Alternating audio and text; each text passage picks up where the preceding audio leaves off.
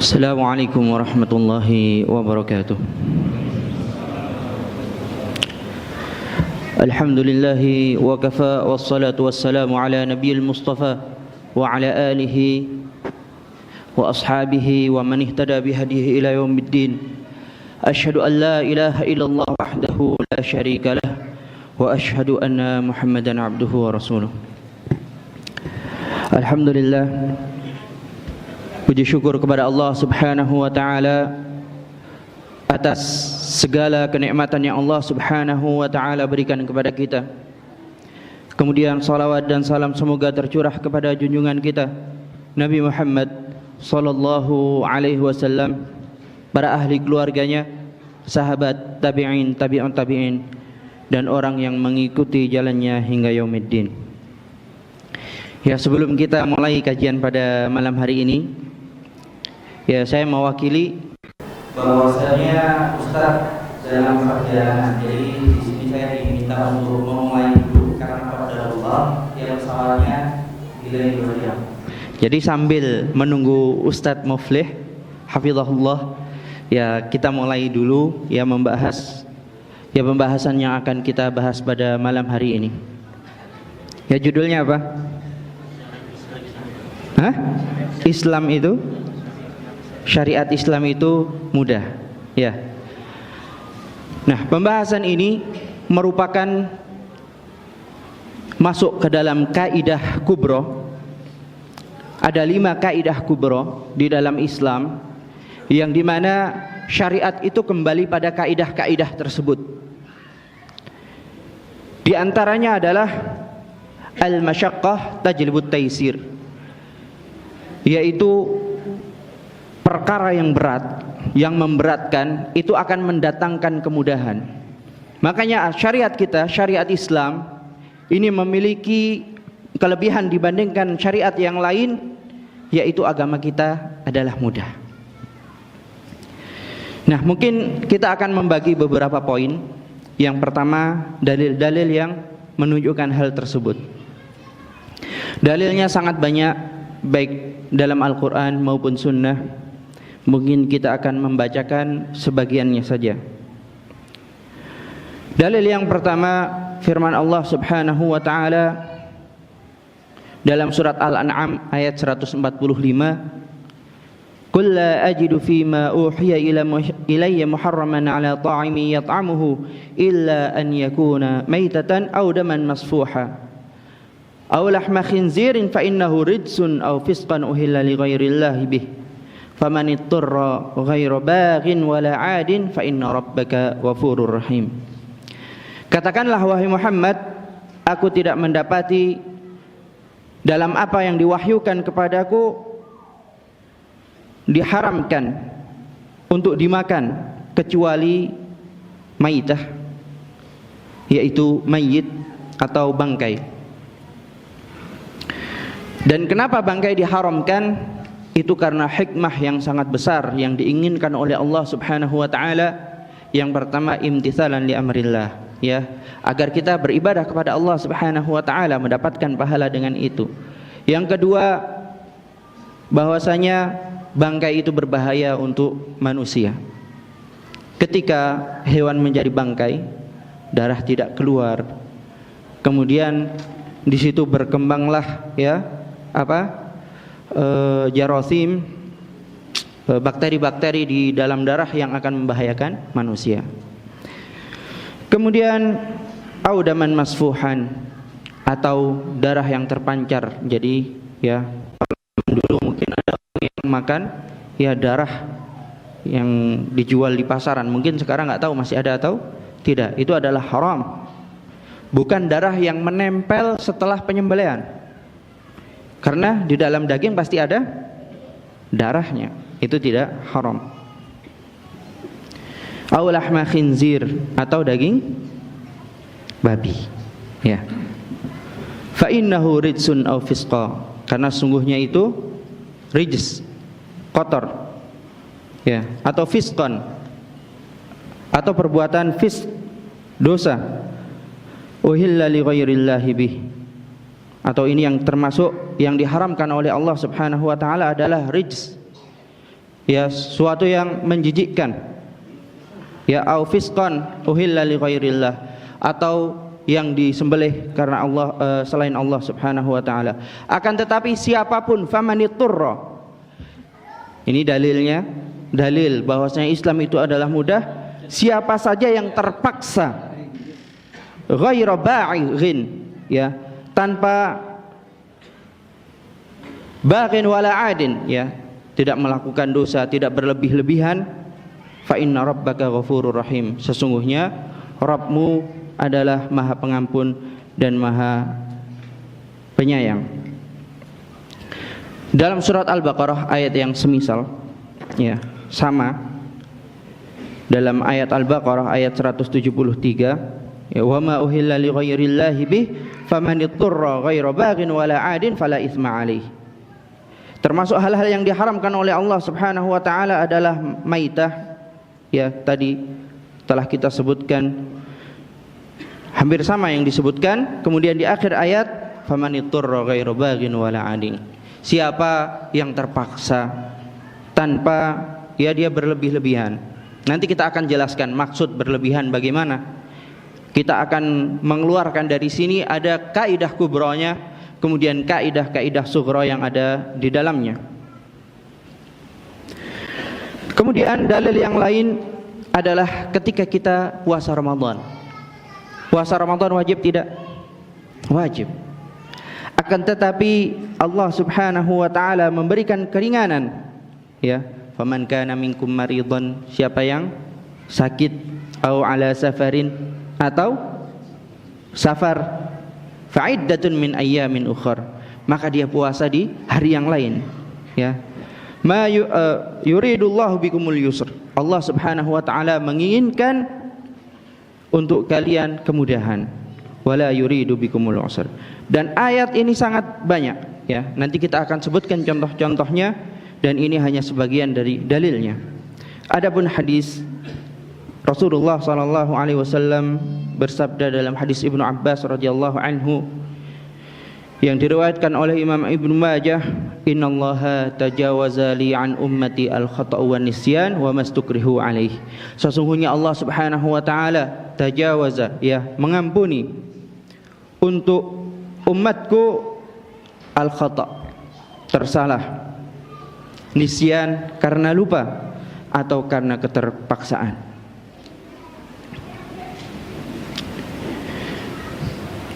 Nah, dalil-dalil di atas ini ada dalil bahwasanya Islam itu mudah.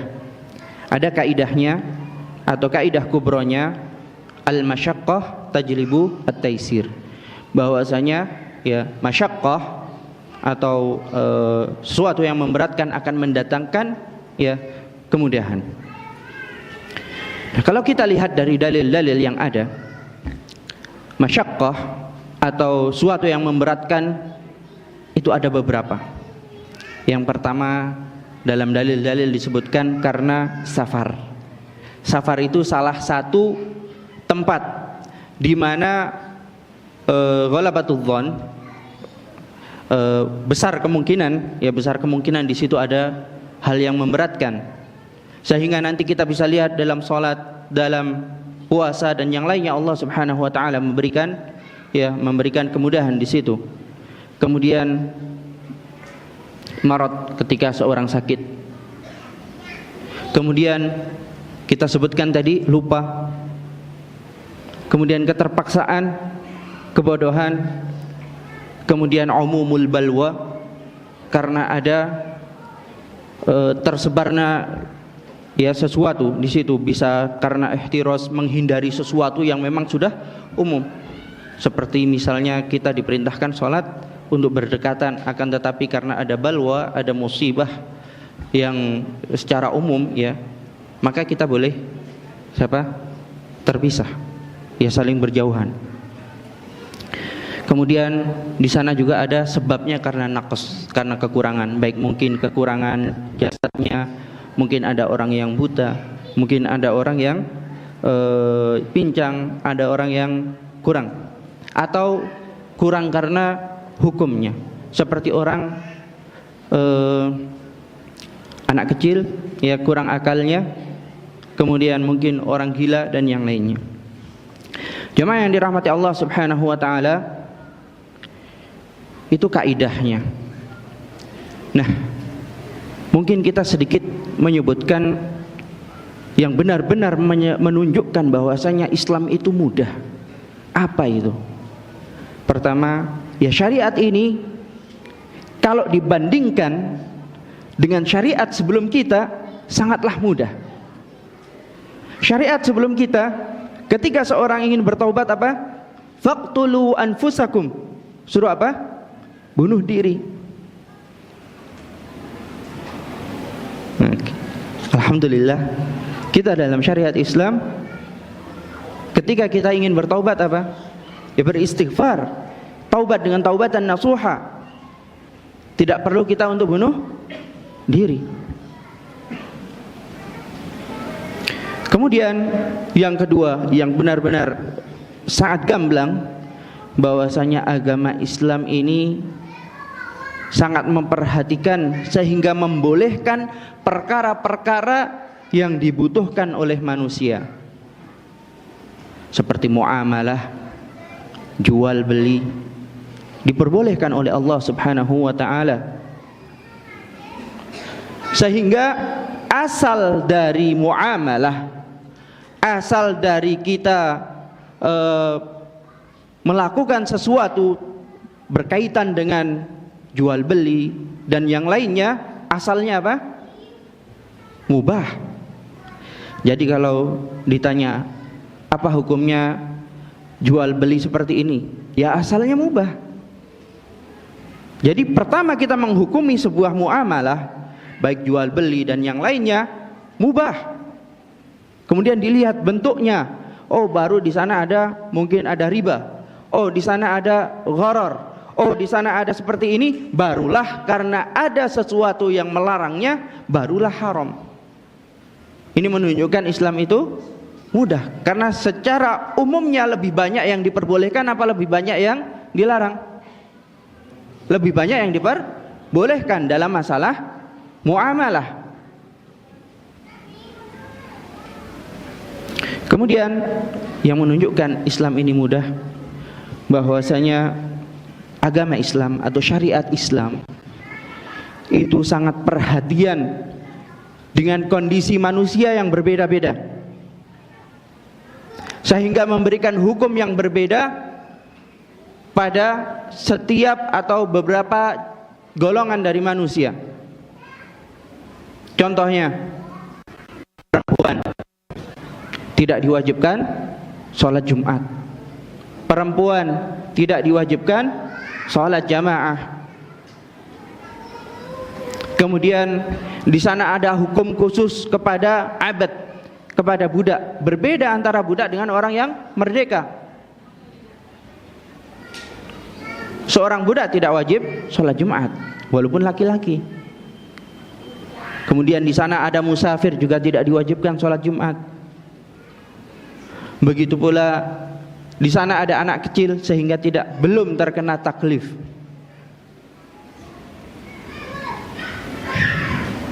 Kemudian yang menunjukkan bahwasanya ya, syariat Islam itu mudah, Allah Subhanahu wa taala tidak memberikan taklif, tidak memberikan pembebanan kepada kita pada sesuatu hal yang mumtani', sesuatu yang mustahil, yang tidak mampu kita lakukan. Makanya Allah Subhanahu wa taala di beberapa ayat disebutkan, ya, la yukallifullahu nafsan illa wus'aha, la tukallafu nafsun illa wus'aha, dan yang lainnya. Ini menunjukkan agama kita memang dari awalnya memang sudah mudah. Ya. Nah, kemudahan tersebut bisa kita lihat dari beberapa hal. Tadi contoh-contohnya sudah. Kemudian macam-macam ya peringanan yang diberikan oleh syariat. Apa saja? Pertama, isqat. Allah Subhanahu wa taala menjatuhkan kewajiban dari sebagian syariat. Contohnya tadi kita sudah sebutkan, Jumat tidak wajib untuk siapa? Wanita. Siapa lagi yang tidak wajib sholat Jumat tadi? Hah? Budak. Terus siapa lagi? Anak kecil, ya, tidak wajib. Musafir juga tidak wajib. Kemudian dalam kewajiban haji, Allah Subhanahu wa taala tidak wajibkan kecuali yang mereka mampu. Walillahi 'alan nasi hajjul baiti man istata'a ilaihi sabila. Coba bayangkan, rukun Islam dikatakan rukun, yang berarti itu suatu hal yang sangat penting, suatu hal yang sangat pokok, yaitu rukun kelima, haji ke Baitullah, tapi hanya diwajibkan untuk orang yang mampu. Bukankah ini menunjukkan syariat Islam ini sangat samhah, syariat Islam ini sangat mudah. Kemudian ada macam yang lain dari bentuk keringanan yang diberikan Allah Subhanahu wa taala. Kadang kalau tadi dijatuhkan benar-benar tidak ada penggantinya. Kalau di sini yang kedua adalah dikurangi. Apa yang contohnya dikurangi? Hah? Dari syariat yang dikurangi apa? Apa? Salat. Ketika kita musafir, apa yang kita lakukan? Mengqashar salat. Yang tadinya 4 jadi 2. Kalau yang 3? Hah? Tetap 3. Ya, berarti ya di sini ada pengurangan, ya, ada pengurangan. Jadi ini bentuk keringanan, orang tadinya 4 diringankan menjadi 2 oleh Allah Subhanahu wa taala, dengan namanya ini bentuk lain dari peringanan, yaitu dikurangi. Kemudian ada bentuk peringanan yang lain, yaitu diganti oleh Allah Subhanahu wa taala. Apa yang diganti? Salat Jumat diganti dengan salat zuhur, ya, untuk orang musafir, ya, atau perempuan. Ada yang lain yang sangat jelas. Hah? Tayammum. Ketika seorang sakit, kalau misalnya pakai air berbahaya atau mungkin akan kesembuhannya terlambat, disuruh tayammum, diganti dengan tayammum. Ada lagi, ya, bentuk peringanan dari Allah Subhanahu wa taala dengan takdim, dengan awalkan. Contohnya apa? Salat, ya. Salat asar boleh tidak diawalkan ketika apa? Misalnya ingin safar, ya. Ketika ingin safar, ya, kemungkinan nanti sampai tempat sana, ya, waktu asar sudah terlepas dan di jalan akan susah melakukan sholat. Ya sudah, setelah sholat zuhur kita masih di rumah, ya kita takdim, kita dahulukan untuk melakukan sholat asar. Berapa rakaat? Kalau masih di rumah 4 rakaat, karena kita belum safar, ya.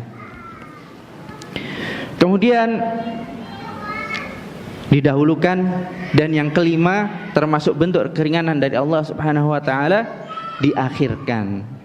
Contohnya salat zuhurnya diakhirkan. Misalnya, ya, berangkat dari rumah sebelum salat zuhur, di jalan tidak bisa melakukan salat zuhur, melakukan perjalanan 80 kilo lebih, ya, sampai di sana waktu asar. Salat asarnya berapa rakaat? Hah? 2 apa 4? Hah? Ya ditanya dulu. Ke tempat sana itu siapa? Kalau ke tempat istrinya ya 4. Ya. Tapi kalau misalnya di kota lain, ya bisa dikosor, ya. Bisa dikosor jadi 2 dan 2. Seperti itu. Ya.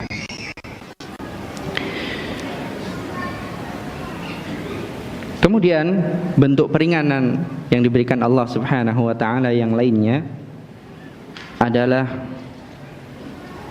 dengan diberikan rukhsah, diberikan uzur dan keringanan. Contohnya adalah istijmar. Apa itu istijmar? Istijmar, pernah dengar? Hah? Ya, bersuci dengan batu atau yang semisalnya. Nah, kalau dengan air namanya apa? Hah? Istinja. Nah, kenapa istijmar?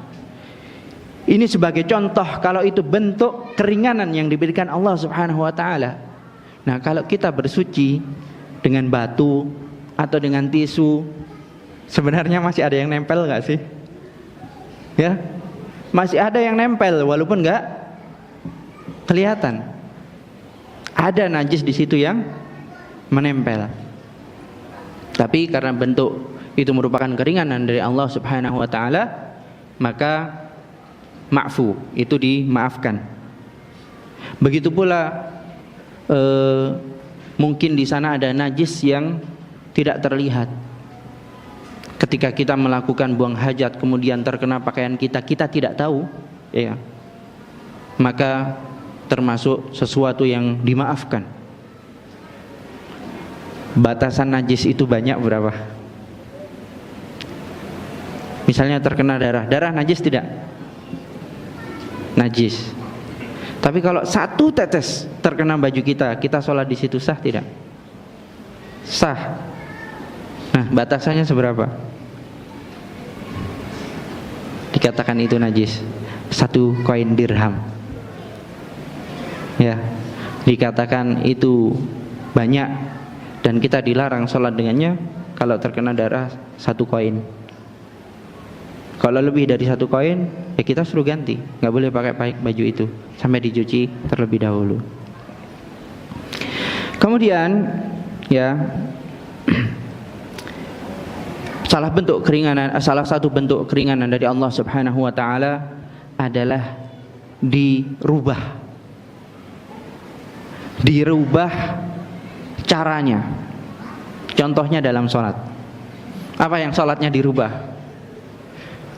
Hah? Sholat apa? Apa?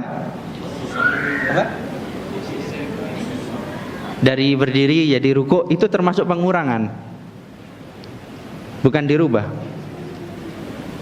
Apa? Ketika safar kan tadi kita sudah sebutkan, kalau itu dikurangi juga. Apa yang dirubah? Sholat ketika ya perang, ya, atau ketika khauf. Bagaimana sholatnya? Ada yang berdiri, ada yang ruku, ada yang berdiri. Padahal harusnya ngikutin imam. Ya. Tapi ada yang berdiri, ada yang ruku, ada yang sujud, ya, berbeda-beda. Itu salah satu bentuk keringan dari Allah Subhanahu wa taala. Kemudian yang terakhir, ya. Ini secara globalnya seperti itu adalah pemilihan. Itu termasuk keringanan. Contohnya apa? Yang suruh milih 3 di antara 1. Kafaratul yamin. Ya. Apa kafaratul yamin? Kafarah karena sumpah. Jadi ketika seorang bersumpah dengan nama Allah Subhanahu wa taala, wallahi aku tidak mau melakukan sesuatu. Kalau dia melanggar, maka ada 3 pilihan. Pilihan yang pertama, membebaskan budak. Pilihan yang kedua, memberikan makan. Pilihan yang ketiga adalah berpuasa 3 hari. Jadi jangan bermudah-mudahan untuk bersumpah. Ya, ketika bersumpah ya dilanggar. Apa? Puasa minimal. Ini bentuk kemudahan. Bentuk kemudahan dari segi apa? Kalau mungkin dia orang kaya, punya budak banyak, kemudian badannya lemah, dia bisa milih untuk membebaskan budak. Ya, seperti itu. Nah, kok ustadznya belum datang ini? Saya tunggu-tunggu ini gantian. Ya, kita lanjutkan sambil menunggu ustadznya. Kaidah tadi, kaidah yang syariat atau al-masyaqqah tajlibut taisir, itu di bawahnya ada beberapa kaidah. Ya, kita sebutkan 5. Ada 5 kaidah berkaitan dengan kaidah yang kita sebutkan tadi. Yang pertama adalah kaidah ini hampir seperti syarat atau syarah dari kaidah yang pertama tadi. Idza dhaqal amru tasa' wa idza tasa' al amru dhaqa. Yaitu ketika suatu hal itu sempit, maka perkaranya diperluas. Tapi kalau sudah lapang, ya jadi sempit lagi. Ya, contohnya memakan bangkai. Ketika biasa seorang sangat kelaparan, adanya bangkai. Ya, adanya bangkai, ya boleh dia makan bangkai. Tapi kalau badannya sudah bisa untuk berjalan, ya, sudah tidak takut akan kebinasaan, dhaqa, maka akan jadi sempit lagi, jadi haram lagi. Ya, dalilnya tadi kita sudah sebutkan. Ya. Kemudian yang kedua, kaidah yang ada di bawahnya, ad-darurah atau ad-darurat tubihul mahdurat. Ya, darurat itu kadang atau membolehkan suatu yang tadinya dilarang. Ya, contohnya tadi, tentang makan bangkai tadi. Karena darurat, apa itu darurat? Ya, seseorang, ya, bukan tiba-tiba ada kaidahnya, bukan darurat menurut darurat ini tuh. Ya, bukan. Ya, jika seorang takut akan terjatuh ke dalam kebinasaan atau sangat membutuhkan, kalau tidak dia mendapatkan suatu yang berbahaya, ya, maka hal itu menjadi boleh. Oh ya, saya ingat bagaimana ketika seorang kehausan, benar-benar kehausan. Ini darurat tidak? Ya, kehausan benar-benar mau mati kalau tidak minum. Udah masuk darurat ya. Di hadapannya adanya khamr. Boleh tidak minum? Hah? Para ulama mengatakan tidak boleh. Kenapa? Karena ketika seorang minum khamr,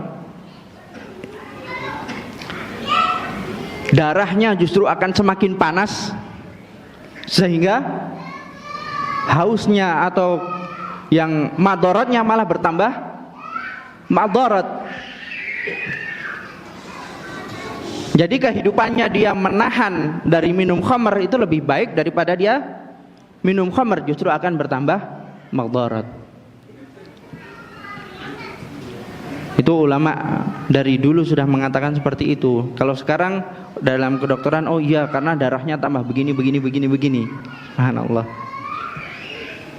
Kemudian ada kaidah yang lain, ad-darurat tuqaddaru biqadariha. Bahwasanya darurat itu dikadarkan dengan sekadarnya.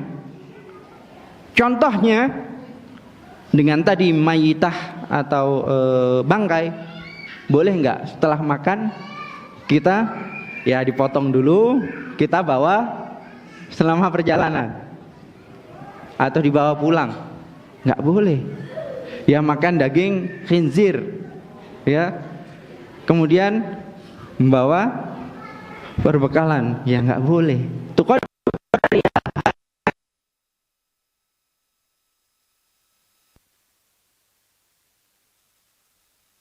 darurat yang dia yang menimpa seseorang. Kemudian kaidah yang lain di bawah kaidah tadi, bahwasanya al-ittirar la yubtilu haqqal ghair, bahwasanya keterpaksaan itu tidak menjatuhkan hak orang lain. Contohnya, dia sangat darurat harus makan, kemudian ada di tengah padang pasir, atau kalau di sini di tengah hutan, ada sapi punya tetangganya, ya kan, di sini sapinya dilepas, darurat harus makan, nggak dapat makanan, dia sembelih, kemudian dia makan. Yang punya sapi datang, loh kamu kok ngambil hakku, ya kamu bayar ganti rugi. Loh kan darurat itu jadi boleh, bukan seperti itu. Kalau hak anak Adam, dia tetap menanggungnya, ya, jadi tetap halal. Ya Allah.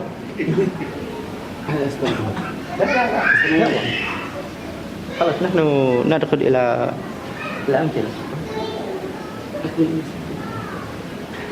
نعم قاعدة واحدة بعد نعم.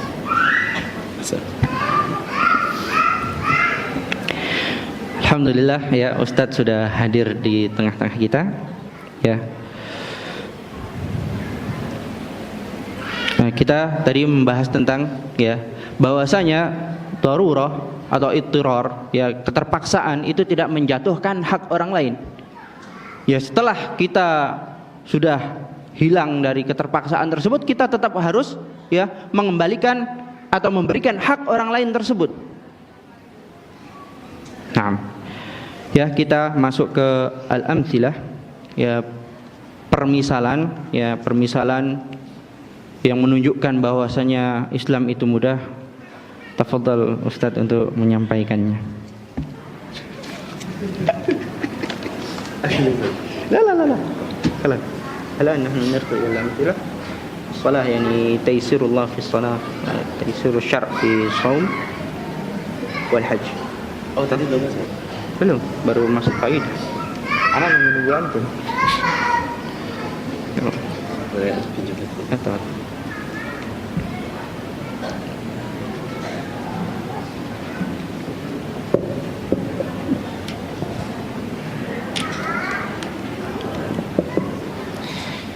Bismillahirrahmanirrahim. Assalamualaikum warahmatullahi wabarakatuh.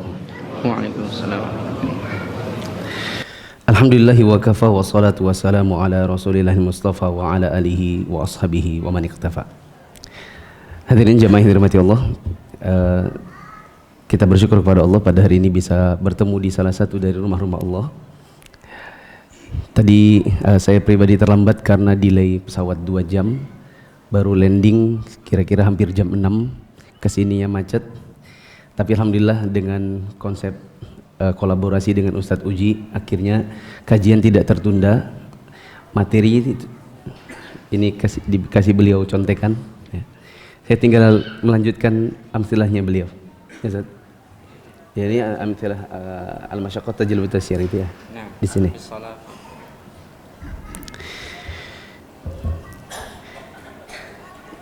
Jemaah yang dirahmati Allah, setelah apa yang dipaparkan oleh Ustadz Uji hafizahullah ta'ala dari beberapa kaidah, masuklah kita ke dalam beberapa contoh yang berkaitan dengan bagaimana Islam itu memberikan kemudahan bagi orang-orang yang memeluknya. Kalau jamaah mau mencatat, alhamdulillah. Kalau tidak mau mencatat, catatlah. Karena insya Allah catatan-catatan ini, contoh-contoh ini, suatu saat mungkin kita bisa ajarkan kepada orang-orang di sekitaran kita. Sebelum saya masuk, saya mau bilang begini. Kadang kita itu belajar 5 tahun, 6 tahun, 7 tahun, bahkan 10 tahun, belasan tahun. Tapi ilmu itu terpendam dalam diri kita dan terpendam hanya pada pengalaman kita sehari-hari. Tapi tidak terwujud ketika ada orang bertanya untuk kemudian kita tambahkan ilmu itu kepada orang lain. Salah satu sebabnya adalah karena kita hadir, kemudian kita tidak ingin untuk mencatat, tidak ingin untuk punya orientasi oh begini ya, untuk kita pahami contoh-contohnya supaya nanti kalau keluarga saya bertanya, teman kantor saya bertanya, tetangga saya bertanya, saya bisa menjelaskan. Kebanyakan orang belajar hanya untuk dirinya sendiri.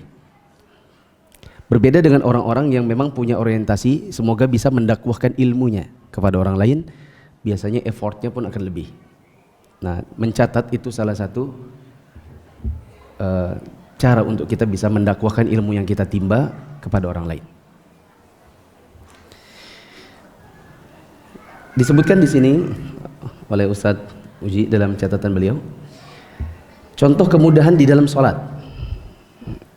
Seperti kata Nabi SAW, "Shalli qa'iman, fa illam tastati' fa qa'idan, fa illam tastati' fa 'ala janb." Diperbolehkan bagi orang-orang yang tidak bisa berdiri di dalam sholat untuk mengerjakan sholat tersebut dalam keadaan duduk. Bila tidak bisa duduk, maka diperbolehkan bagi mereka untuk berbaring. Ini berdasarkan hadis Nabi SAW. Tapi kalau kita rinciannya begini, jemaah. Bukan begini ya. Berdiri terus duduk terus baring, bukan gitu. Itu ada rinciannya lagi. Berdiri, ini rukun dalam sholat, wajib. Tapi dia hanya sunnah di dalam sholat sunnah.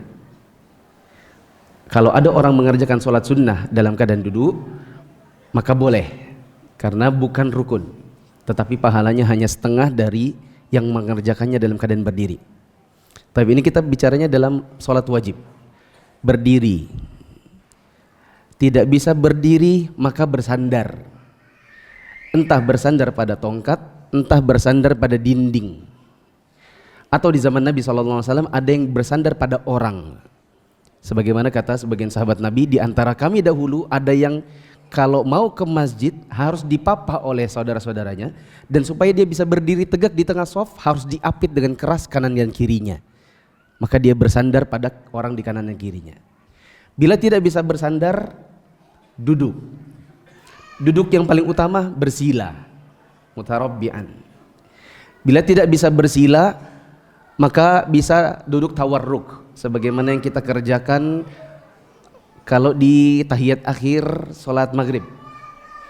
Bisa juga iftirash, sebagaimana duduk di antara dua sujud. Bila misalnya ada luka pada lutut dan tidak memungkinkan untuk duduk bersila, tidak mungkin tawarruk, tidak mungkin iftirash, maka selonjor kakinya. Kita lihat ada sebagian orang yang sholatnya kakinya selonjor, mungkin karena luka-luka di tulang kering, jatuh dari motor misalnya, kakinya selonjor.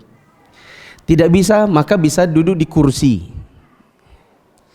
Bila semua posisi duduk tidak bisa, berbaring dengan meletakkan lambung kanan. Jadi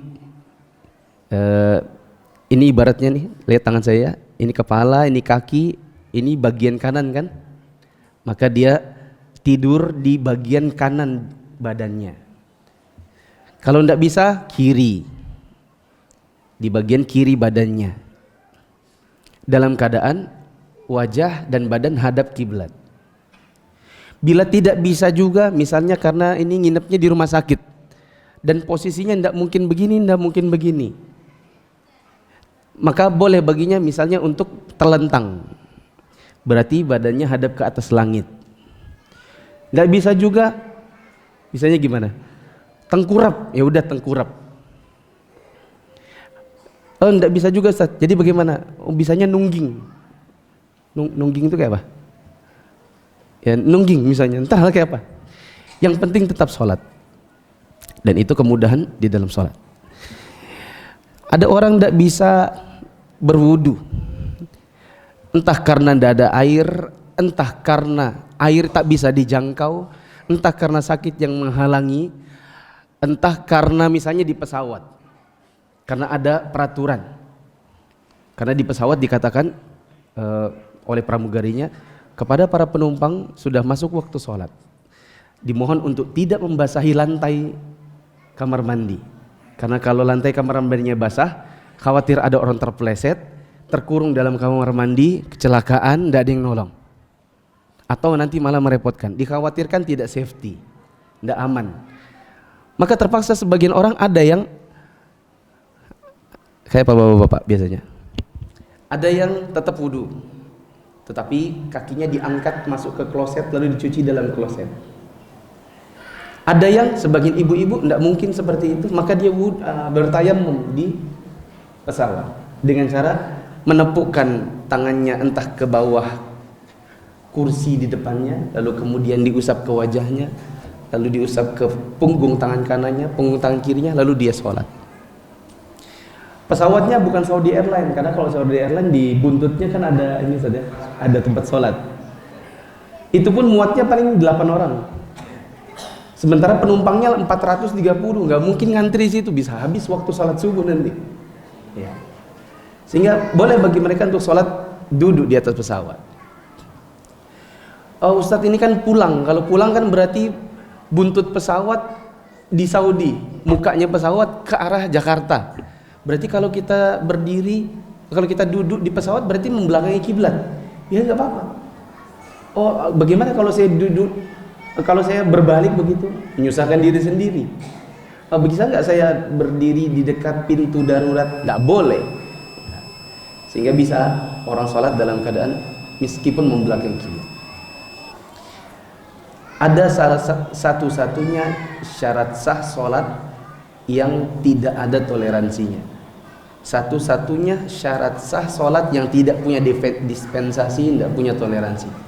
Apa itu jawabannya? Fikirkan dulu, nanti yang tahu dapat hadiah. Bismillahirrahmanirrahim. Alhamdulillah wassalatu wassalamu ala Rasulillah. Jemaah yang dirahmati Allah, sebelum saya lanjut materi yang tadi, boleh antum lihat kanan kiri? Kalau nggak kenal, coba kenalan. Kenalan bukan salaman. Kenalan itu tanya nama, tinggal di mana.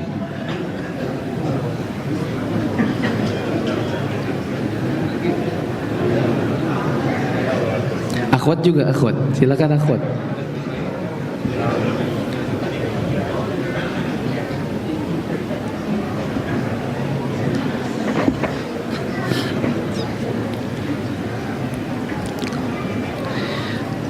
Siapa tahu ketemu calon mertua, ya kan?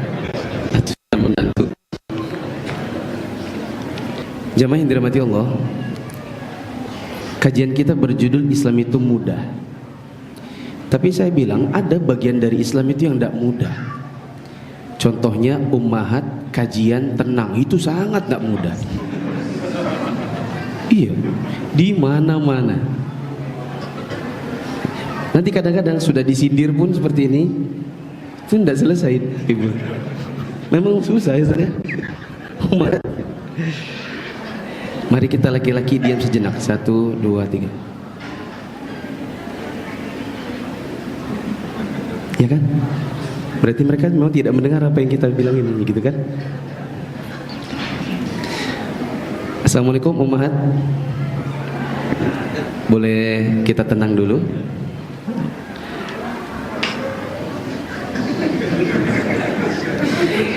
Meskipun umat tidak bisa tenang, bapak-bapak tenang ya. Oke. Saya lanjut. Dapat hadiah. Ini kue mochi kayaknya. Ya. Siapa yang tahu apa syarat sah sholat yang tidak ada dispensasinya? Salah. Niat. Masya Allah. Salah ya. Salah juga. Apa? Berakal. Nah, bukan juga. Salah juga. Salah. Salah.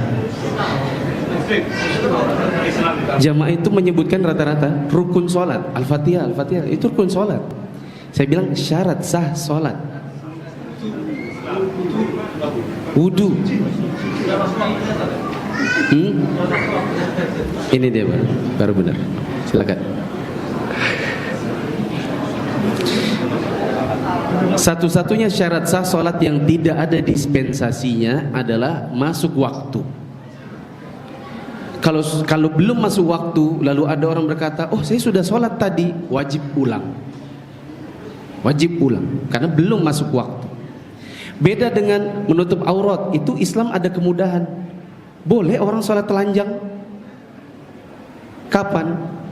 Misal ada orang di penjara diikat tanpa pakaian, di penjara oleh orang kafir, dikasih tempat ya penjara, di situ dia tidur BAB BAK, tidak ada pakaian, maka dia sholat meskipun tak pakai baju, meskipun tidak menutup aurat, meskipun tidak tahu dia di arah mana kiblatnya, meskipun ternyata salah kiblatnya, meskipun sholat dalam keadaan di situ ada najis, karena di situ BAB, di situ makan, BAK, di situ juga sholat. Tapi tidak, dia harus sholat tunggu masuk waktu. Nah, ini kemudahan yang lain di dalam Islam berkaitan dengan sholat. Belum lagi nanti untuk musafir ada jamak, ada qasar, ada jamak qasar. 3 hal yang beda ya. Ada kalanya jamak saja, ada qasar saja, ada jamak qasar. Belum lagi nanti kalau hujan. Kalau hujan itu nanti ada jamak karena hujan, terutama pas maghrib dan isya. Nggak ada ikhtilaf para ulama. Kalau untuk zuhur asar masih ada ikhtilaf. Kalau memang datang waktu maghrib isya terus di sholat maghrib itu hujan, sampai selesai salam maghrib masih juga hujan, boleh dijamak asalkan jamaah. Kalau sendiri enggak. Masih banyak lagi contoh. Kalau mau di breakdown satu-satu untuk sholat enggak selesai-selesai nanti. Ada lagi kemudian untuk puasa, Ustaz Uji. Nah, Allah Subhanahu wa taala memberikan kemudahan syariat kita, contohnya di dalam puasa. Tadi kita sudah singgung dalilnya. Ya, ketika seorang sakit maupun seorang dalam keadaan safar boleh menggantinya. Menggantinya pada hari yang lain. Tadi kita sebutkan di antara bentuk kemudahan adalah diganti pada hari yang lain. Begitu pula ada kemudahan dalam berpuasa bagi orang yang tidak mampu. Allah Subhanahu wa taala berikan kemudahan baginya dengan membayar fidyah. Ya, dengan membayar fidyah seperti orang tua atau orang sakit yang tidak diharapkan untuk sembuh lagi. Allah Subhanahu wa taala berikan kemudahan di situ. Yuridullahu bikumul yusra wa la yuridu bikumul usra. Allah Subhanahu wa taala menginginkan untuk kalian kemudahan, dan Allah Subhanahu wa taala tidak menginginkan sesuatu yang susah untuk kalian. Allah Subhanahu wa taala juga memberikan uzur bagi mereka yang hamil, ya, untuk menunda puasanya. Walaupun di sini ada perincian, kalau dia takut kepada anaknya atau dia takut kepada dirinya, para ulama memberikan perincian tentang hal tersebut. Ya. Apakah dia membayar fidyah dan puasa, ya, atau ya dia hanya mengganti dengan puasa saja? Itu yang menunjukkan bahwasanya dalam syariat kita ada murunah, ada kemudahan. Murunah itu dalam syariat kita ini ada kefleksibelan. Ya, selama itu merupakan hal yang masyaqqah, yang memberatkan, Allah Subhanahu wa taala berikan kemudahan di situ. Silahkan lanjutkan, Ustaz. Ibu-ibu, ya, mohon tenang ya. Lanjut. Kemudahan misalnya di dalam bab haji. Semoga yang belum pernah haji Allah mudahkan haji.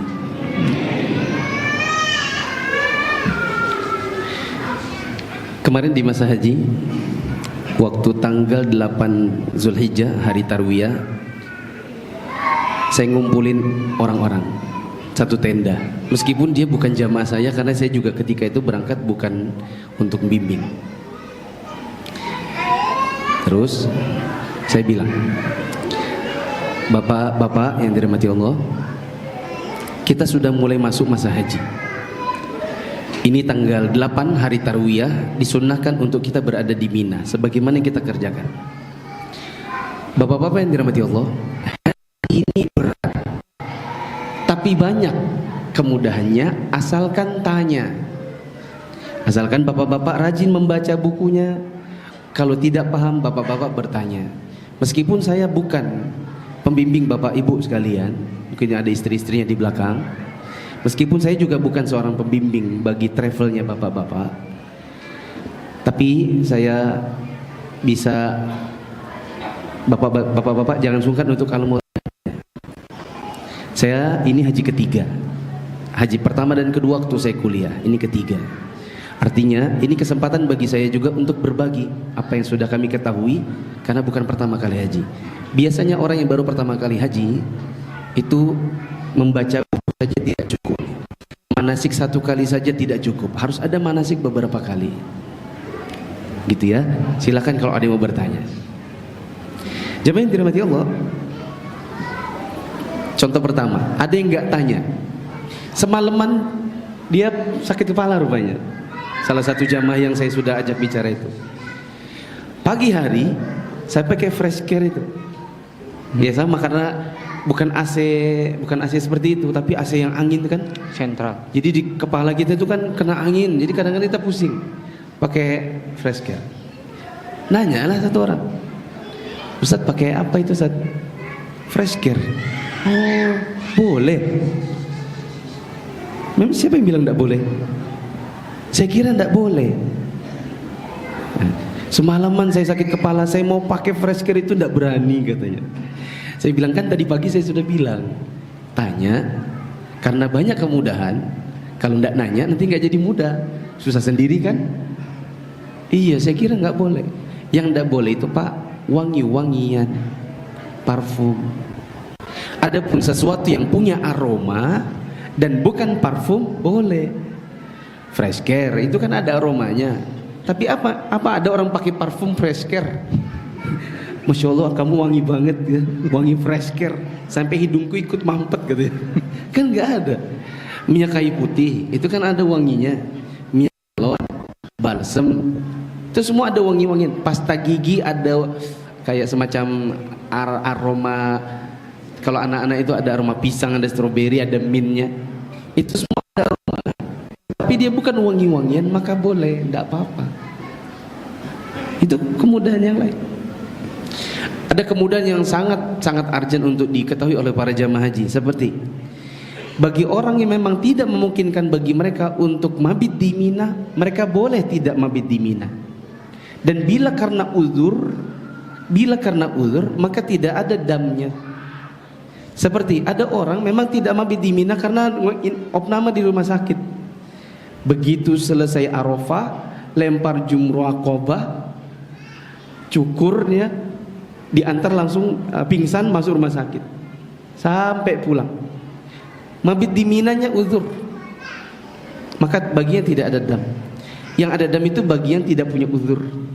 Seperti orangnya, saya malas mabit di Mina, saya ke hotel aja. Dia mabitnya di hotel, tidak ada uzur, supaya tinggalnya misalnya di sana, baginya dam. Bagi lanjut usia misalnya karena hajinya reguler, semoga Bapak Ibu Allah mudahkan hajinya, apakah reguler, apakah plus, apakah furoda. Bagi yang reguler misalnya, itu kan paling dekat kurang lebih 4 kilo, baru satu jalan, PP 8 kilo. Kalau haji reguler entah di Bali berapa tahun Ustaz? Waktu tunggunya. Waktu apanya? Waktu tunggu antrian reguler. Kurang tahu, 30-an. Berapa? 17 sampai 20. Balikpapan 41 tahun. Enggak, yang terbaru kalau tidak salah 35 ke atas. 35 tahun. Antum di sini. Daftarnya baru usia 40. Daftar hajinya nunggu waktunya 35. Berarti berapa usianya nanti? 75. Supaya cepat, banyak-banyak berdoa supaya banyak yang wafat. Satu-satunya jalan biar cepat naik namanya, antum terpaksa berdoa banyak yang wafat. Karena kalau banyak yang wafat, nama antum cepat naik. Tapi tidak boleh ya. Tapi tidak boleh. Nah ketika kita sudah berangkat misalnya di usia 65 tahun 65 tahun mungkin sudah kakinya sudah sakit, sudah pengapuran, terus mau disuruh jalan untuk lempar jumroh 3 hari karena mau nafar awal misalnya, nafar tsani misalnya, mau lempar jumroh. Dari tenda ke lempar jumroh 4 kilo, balik lagi 8 kilo jadi PP. Itu baru hari 1, belum hari 2, belum hari 3. Tidak ada kendaraan kecuali kursi roda, ambulan bagi yang pingsan. Jangan berharap ada taksi, tidak ada taksi. Ya, antum entah pakai kursi roda, itu pun kalau ada keluarga, misalnya punya anak yang masih kuat, yang bawa, yang dorong. Kalau ada duit, ya berarti mau tidak mau 500 real keluar untuk PP dari tempat dari tenda sampai lempar jumroh, lalu boleh balik lagi. 500 real kali 4.000 ya 2 juta satu hari. Ya kan? Ini mungkin menyulitkan bagi sebagian orang, sehingga di dalam Islam pun ada kemudahannya. Kemudahannya ada 2 model. Satu, entah diwakilkan. Misal anak berangkat sama bapak ibunya, bapaknya sudah 80 tahun, mamanya 70 tahun. Anaknya masih kuat, usianya 30 tahun misalnya. Karena bapak ibunya waktu daftar langsung daftar sama anak. Berangkat mereka reguler. Maka nanti yang lempar jumroh cukup anak saja nggak apa-apa. Bapak ibunya diwakilkan. Lempar jumrohnya kan lempar jumroh yang sugro, wusto, akobah. 7 buat 3 orang berarti bawa 7 21 kali 3 63 batu. Nggak usah bawa, nggak apa-apa. Di sekitar lempar itu juga banyak batu bertaburan, berserakan. Kumpulkan 63. Itu pun nanti nggak mesti 7 lalu muter lagi 7 muter lagi 7 nggak mesti begitu. Karena antar jumroh ini bukan 10 meter 20 meter, mayan tuh jauh. Sekalian saja di satu tempat, 7 saya, 7-nya bapak, 7-nya ibu, baru geser 7 bapak, 7 ibu, 7 saya, 7 bapak, 7 ibu, geser lagi 7 saya, bapak, ibu. Itu diwakilkan. Cara yang kedua, karena biasanya orang tua itu pasti nanti meskipun dia sakit-sakit, dia saya mau juga lempar jumroh, saya pengen lihat juga jumroh tuh kayak apa, saya tidak mau cuma diwakilkan, ya kan? Maka boleh dijamak takhir. Hari 11 dia hanya mabit tanpa lempar, hari 12 mabit tanpa lempar, hari ke-13 mabit sekalian lempar jamak takhir, hari 11, 12, 13. Jadi buat dirinya dia bawa 63. 7 untuk hari 11, 7 lagi hari 12, 7 lagi hari 13. Pindah ke wusto 7, pindah ke 7. Dia jamak takhir. Dan para ulama mengatakan yang boleh jamak takhir, tidak boleh jamak takdim. Yang boleh hari 11 untuk lempar sekali 12, 13. Karena nanti akan memancing orang untuk langsung meninggalkan Mina. Mabitnya nanti cuma sehari gara-gara sudah jamak takdim, jamak di awal. Yang boleh hanya jamak takhir.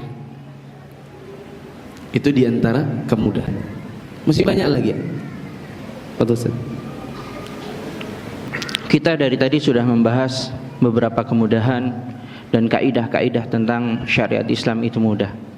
Mungkin muncul pertanyaan, nah, kenapa kok masih berat ya diri kita untuk melaksanakan ya sebagian dari syariat Islam, padahal ya judulnya Islam itu mudah, dan dalil-dalil yang menunjukkan bahwasanya Islam itu ya mudah. Allah Subhanahu wa taala menginginkan kemudahan. Kenapa kira-kira? Ada beberapa hal mungkin kenapa ya kita itu berat, kita masih merasa sangat susah dengan syariat Islam atau sebagian syariat Islam. Mungkin yang pertama adalah karena kita kurangnya ilmu kita tentang Allah Subhanahu wa taala. Kita kurang mengenal Allah Subhanahu wa taala. Kenikmatan yang kita dapatkan dari Allah Subhanahu wa taala, betapa maha sempurnanya Allah Subhanahu wa taala, dan sifat-sifat Allah Subhanahu wa taala yang lainnya. Kemudian hal yang lain kenapa kita masih berat? Ya karena kita tidak tahu atau tidak mengingat tentang pahala yang Allah Subhanahu wa taala sediakan Allah Subhanahu wa taala menyediakan kepada kita surga yang mala ainun ra'at wala udhunun sami'at wala khatara ala qalbi bashar. Surga belum pernah dilihat oleh mata, belum pernah terdengar oleh telinga, dan bahkan terbersit pun belum pernah. Itu hal yang menjadikan kita kadang berat. Kemudian hal yang lain adalah karena dosa kita. Karena dosa kita, Ibnul Qayyim menyebutkan ketika seorang kenapa berat untuk melaksanakan sholat, beliau mengibaratkan orang yang melakukan dosa itu ibaratnya adalah orang yang sakit. Ketika orang sakit, ya makan makanan baik itu manis, asin, rasanya apa? Rasanya apa? Pahit. Begitu pula ketika hati kita sakit, yang seharusnya kita mendapatkan gizi dari amalan yang kita lakukan, karena hati kita sakit sehingga ketika kita beribadah kita merasakan pahit, kita berat untuk menjalankannya. Fudail ibn Iyad berkata, ya, idza lam taqdir ala qiyami lailatika wa shaumi naharika, jika engkau tidak mampu untuk melakukan salat malam dan berpuasa, fa'alam annaka mahrumun wa mukabbal, ketahuilah bahwasanya engkau itu termasuk orang yang mahrum, yang terhalangi. Wa mukabbal, mukabbal ya engkau terbelenggu. Kabbalatka khati'atuk, yang membelenggumu adalah dosa-dosamu. Makanya sebuah dosa dikatakan oleh Ibnul Qayyim adalah ketika seorang berbuat dosa akan terhalangi oleh Allah Subhanahu wa taala dari rizki, baik itu rizki harta, baik itu rizki kesehatan, atau rizki yang zahir, dan yang paling adalah rizki untuk tidak bisa mengamalkan amalan soleh. Banyak sekali kalam ulama tentang hal tersebut. Jadi ya, kemudahan syariat Islam itu ya, kadang di sana ada perkara yang berat, akan tetapi itu adalah maslahat bagi seorang hamba tersebut, sehingga Allah Subhanahu wa taala syariatkan. Hakikatnya mudah kalau kita tahu apa yang Allah Subhanahu wa taala sediakan bagi seseorang, yaitu pahala di sisinya. Sebuah hadis yang artinya nanti di hari kiamat akan didatangkan orang yang paling diberikan nikmat di dunia, kemudian dicelupkan ke dalam azab Allah Subhanahu wa taala, kemudian diangkat lagi. Ketika itu ditanya, apakah engkau pernah merasakan kenikmatan sebelumnya? Dia mengatakan, ya tidak pernah. Begitu pula sebaliknya, orang yang di dunia paling syaqa, di dunia paling sengsara, dicelupkan oleh Allah Subhanahu wa taala ke dalam nikmatnya sebentar saja. Kemudian ditanya, apakah engkau pernah merasakan ya kesengsaraan sebelumnya? Dia mengatakan tidak. Mungkin ada tambahan lagi, Ustaz, tafadhal. Saya tambahkan, mengapa syariat itu sulit untuk dijalankan bagi sebagian orang. Tadi Ustadz Uji bilang tidak belajar sehingga minim ilmu. Yang kedua, tidak tahu atau memang tidak meyakini ganjaran yang Allah berikan bagi orang yang menjalankan syariat Islam berupa surga. Yang ketiga, adanya dosa. Yang dosa ini membuat mereka ya memang menjadi sulit untuk menjalankan Islam itu dengan mudah. Tadi Ustaz 3 ya. Saya tambahkan yang keempat, syariat Islam itu menjadi sulit bagi sebagian orang karena tidak bertanya. Tadi saya contohkan waktu di masa haji. Jadi sulit bagi sebagian orang ketika mereka tidak bertanya. Ternyata bagi yang memang sudah lanjut usia, kalau memang mau diwakilkan tidak apa-apa. Kalau memang mau dijamak takhir boleh. Bahkan salah satu kemudahan yang lain, kalau kita di tanggal 10 di hari Arafah, di tanggal 10 Zulhijjah, itu biasanya kan sudah terkuras habis tenaga itu di hari Arafah, plus di malamnya Muzdalifah. Di Muzdalifah nggak ada tenda, tidurnya di hamparan padang Arafah. Itu kalau ndak punya alas yang cukup, itu tidur di bawahnya itu ibarat tidur di atas bara bekas api begitu. Karena kan siang panas, jadi aspal itu kan panas. Kalau kita mau tidur itu juga ndak bisa tidur. Kalau ndak ada alas yang tebal, ndak bisa tidur, keringatan. Jadi malam sudah susah tidur. Waktu keluar meninggalkan padang Arafah, meninggalkan, tadi saya bilang apa tadi ya? Muzdalifah. Kita meninggalkan Muzdalifah, itu ngantrinya luar biasa panjang. Mungkin teman-teman ada yang melihat kemarin di masa-masa haji, ada orang bikin video gini, tolong Bapak Ibu siapapun yang bisa tolong, ini banyak yang pingsan. Jam 10 kami masih ada di Muzdalifah, nggak ada angkutan. Menunggu angkutan tak kunjung datang. Mau jalan kaki ke sana juga jauh dan sudah terlanjur kepanasan. Itu payung sudah tetap saja nggak bisa nggak bisa menahan, kecuali ya sedikit dari matahari. Orang pingsan, bahkan yang pingsan itu bukan cuma sekedar jamaah, bagian kesehatan juga ikut-ikutan pingsan, karena terlalu banyak yang pingsan ikut juga pingsan. Ya kan? Apa jadi kemudahannya dalam kondisi seperti itu? Kalau memang kita hanya bisa sampai lempar Jumroh Aqobah, tapi tidak bisa lanjut ke Mekah untuk tawaf ifadah, tawaf ifadahnya nanti aja di akhir bareng sekalian tawaf wada, boleh.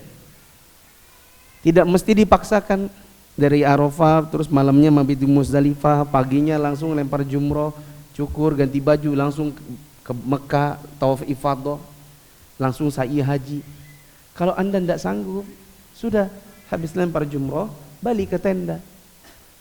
Jadi gimana Ustaz nanti tawaf ifadahnya? Tawaf ifadahnya nanti bareng sekalian tawaf wada. 1 kali tawaf 7 putaran, niatnya 2, wada sekaligus ifadah yang belum terkerjakan. Tapi ingat kan belum sa'i haji. Kalau belum sa'i haji berarti setelah tawafnya lanjut sa'i.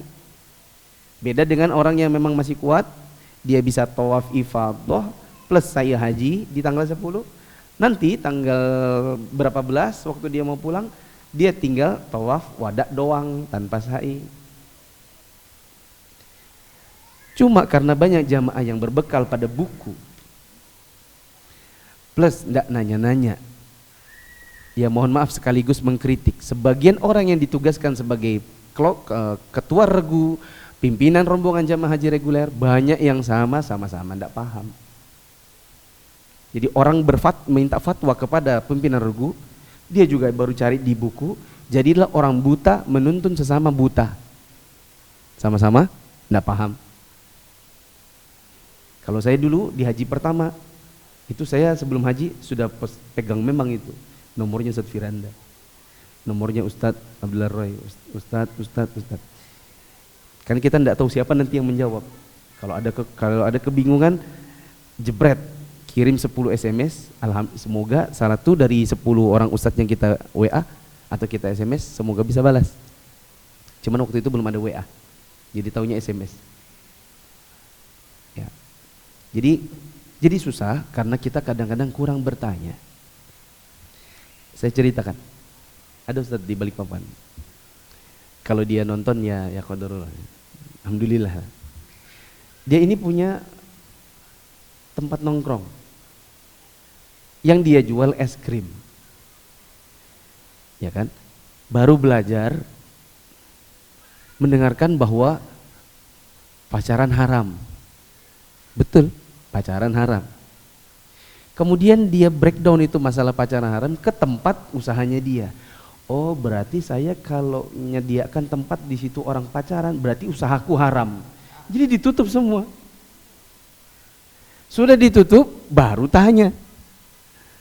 Baru Ustadz, saya tuh punya tempat sekarang. Jadi sekarang pun dia jual es krim tapi di jalanan. Untuk mengembalikan vibes tempat makan es krimnya itu sudah nggak bisa lagi kayak dulu. Qadarullah terlanjur ditutup baru kemudian tanya. Saya bilang seandainya antum tanya lebih awal, tapi kita nggak bisa mundur lagi ke belakang. Tapi seandainya antum tanya lebih awal, saya akan bilang yang halal itu kan jualan antum es krim. Lepas di situ nanti ada orang pacaran, antum bikin begini saja. Mungkin ada section kalau di Saudi. Kalau di Saudi kan ada section family, ada bujang. Ini tempatnya bujang, sana tempatnya family. Tapi tidak perlu juga ditanya mana buku nikahnya. Ada orang datang, ya sudah antum asumsi semoga dia adalah suami istri. Tapi seandainya pun pacaran, seandainya mungkin kayaknya muda, dan juga antum disuruh untuk mengintegrasi begitu. Karena yang antum jual itu adalah es krim.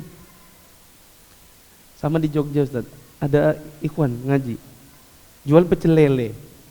Yang makan di situ kan ya mahasiswa-mahasiswi, kadang-kadang berdatang pacaran. Ada yang kasih fatwa, ini berarti antum pecel lele tempat maksiat.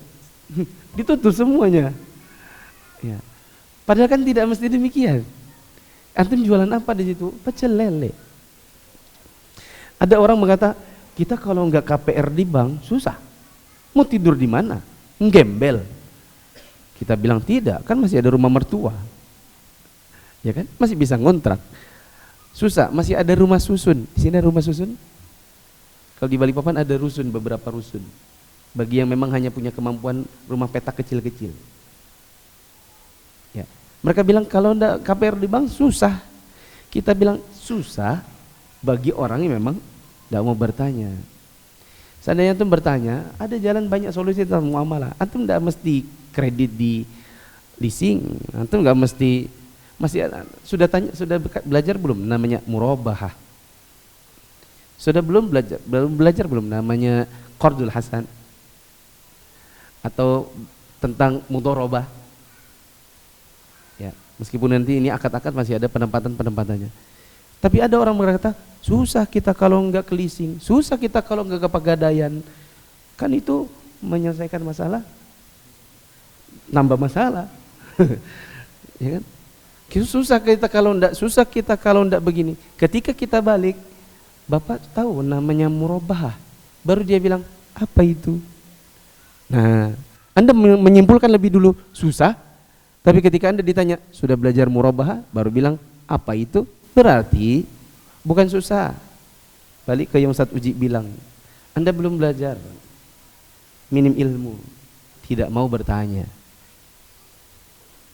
Karena kalau Anda sudah tahu murabahah, mungkin setelah itu Anda akan berkata, seandainya saya sejak dulu tahu, seandainya saya dulu tahu, maka ini solusi. Anda tidak akan dikejar-kejar bank.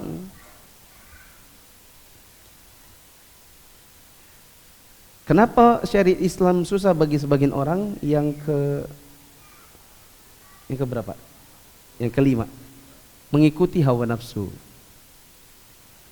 Sebenarnya bukan susah, Anda yang tidak mau. Memang hawa nafsu yang masih membuat Anda menjadi merasa itu susah. Sebagian orang ketika dibilang bisakah misalnya Pak, saya masih masukkan nih, misalnya warungnya jual yang makanan, minuman, nggak usah jual rokok.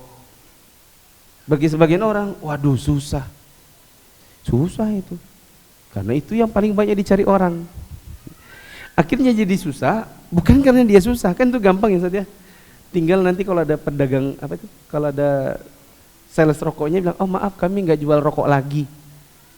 Mudah toh ngomongnya? Jemaah, mudah nggak ngomongnya? Kata-kata, maaf saya nggak jual rokok lagi, mudah nggak ngomongnya? Tapi susah nggak di hati? Nah, berarti sebenarnya bukan susah, tapi memang nggak mau gitu.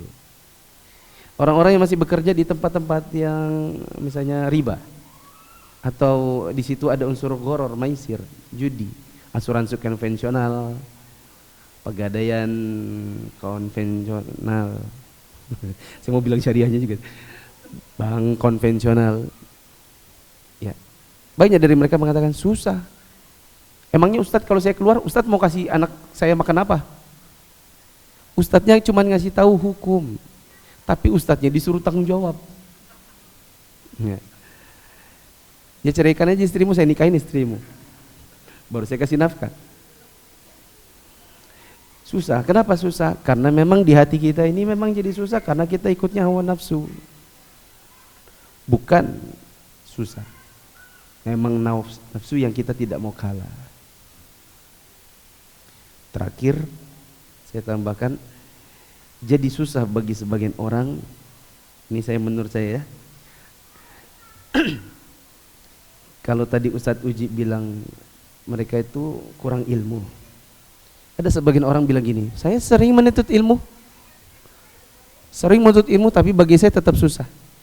Saya evaluasi, mungkin Anda menuntut ilmunya itu hanya dari potongan-potongan video pendek, hanya dengar sepintas-sepintas saja, jarang ikut pengajian rutin. Kesukaan Anda mungkin yang tematik-tematik yang lagi rame seperti konser, baru Anda datang. Ketika kajiannya kajian kitab, muamalah misalnya, Anda nggak datang. Saya kasih contoh yang tadi murabahah, mudorobah, itu ada tafasil, ada rincian-rincian semua. Kalau kita duduk di majelis-majelis yang diisi dengan kajian kitab muamalah rutin, misalnya ustadznya membahas kitab Al-Wajiz karya Syekh Abdul Azim Badawi, itu kan ada bab di awal tentang air, tentang berwudu, mandi junub, tayamum, sholat. Terus nanti kalau kita dapat akhirnya kitab muamalah, di situ banyak nanti penjelasannya, mulai dari masalah jual beli, masalah qard, masalah nanti ketemu mudorobah, murabahah. Kita kalau sudah ketemu murabahah, mungkin jamaahnya setelah tahu, mungkin ya, setelah jamaah tahu, mungkin jamaah akan jadikan itu sebagai mata pencaharian, mungkin. Karena saya dulu ngajar fikih muamalah hari Ahad subuh, ramai yang datang subuh-subuh hari Ahad, langsung kitab muamalah, kitab Al-Wajiz, banyak yang datang. Setelah itu bermunculan BMT pribadi, maksudnya usaha sendiri, murabahah komersil, karena dia sudah tahu, oh boleh ya murabahah komersil, di mana ada orang butuh motor, saya punya uang, jadi saya bilang, oke, motor yang mana yang kamu mau? Oh motornya si Pak Anu. Oke, saya beli dulu ya. Sudah saya beli, sudah punya saya jual ke dia dengan harga lebih mahal dan tak kreditkan. Itu namanya murabahah. Ada 13 syarat di situ.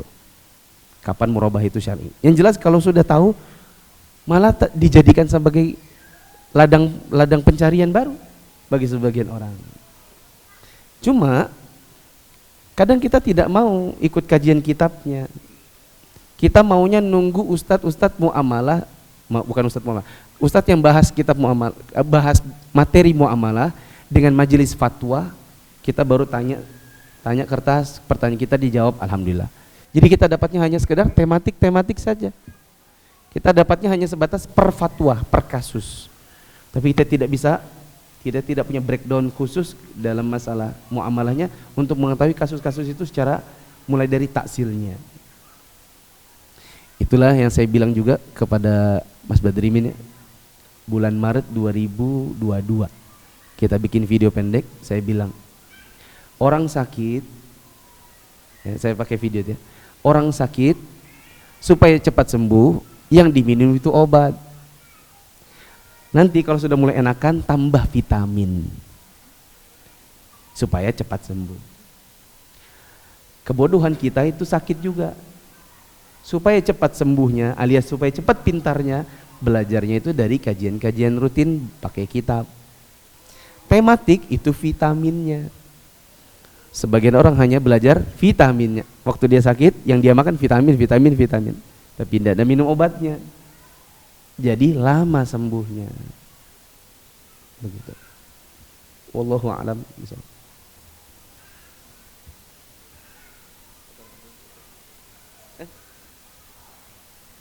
Sudah 20.31, mungkin ada pertanyaan.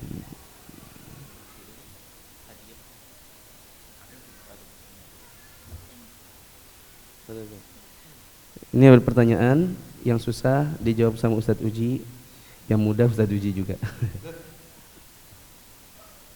Pertanyaan Ustadz, ketika safar sedang di dalam kendaraan semisal kereta atau bus, lebih memaksimalkan atau lebih mengutamakan berdiri atau duduk? Tapi ketika rukuk dan sujudnya duduk di kursi sebagai isyarat. Barakallahu fikum. Gimana Ustaz? Tafadhol.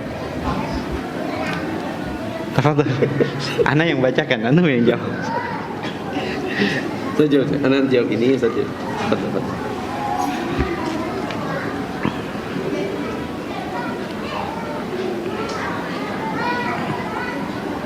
Nah, jadi bagaimana ketika safar di atas kereta ataupun bus? Kalau di atas kereta setahu saya bisa kita berdiri. Sepertinya di kereta itu ada gerbong untuk sholat. Selama saya naik kereta biasanya ada. Jadi kalau kereta bisa kita usahakan berdiri dan berusaha untuk menghadap ke kiblat. Itu akan ada di situ tempat untuk sholat. Biasanya kalau di kereta, ya. Nah, kalau di bis gimana? Ya semampunya. Ya semampunya. Kalau berdiri justru wallahu alam ini akan berbahaya. Ya, berdiri akan berbahaya baginya. Ya, jadi dia duduk saja tidak mengapa. Wallahu alam. Atau mungkin Ustaz istidrak. Ini ada pertanyaan. Ustadz sudah menunggu Ustadz, kami sudah menunggu keturunan hampir 5 tahun. Sepanjang hari suami saya selalu bertanya apakah saya sudah hamil apa belum. Bahkan mengatakan akan nikah lagi supaya bisa punya anak. Apa yang harus saya lakukan? Tolong nasihatnya untuk suami saya mumpung hadir.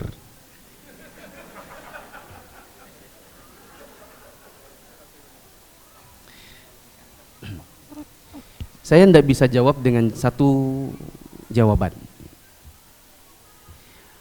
Ada sebagian orang yang memang mereka sangat ingin punya anak. Karena kadang-kadang yang ingin ini bukan cuma dianya, tapi orang tuanya. Bahkan kadang-kadang sukunya, keluarganya. Tiap kali ada kumpul keluarga mesti ditanya, kapan hamil, kapan hamil. Seolah-olah hamil itu diinginkan dan buncit sendiri tanpa kehendak Allah. Seolah-olah setiap orang kalau sudah nikah itu harus pasti punya anak.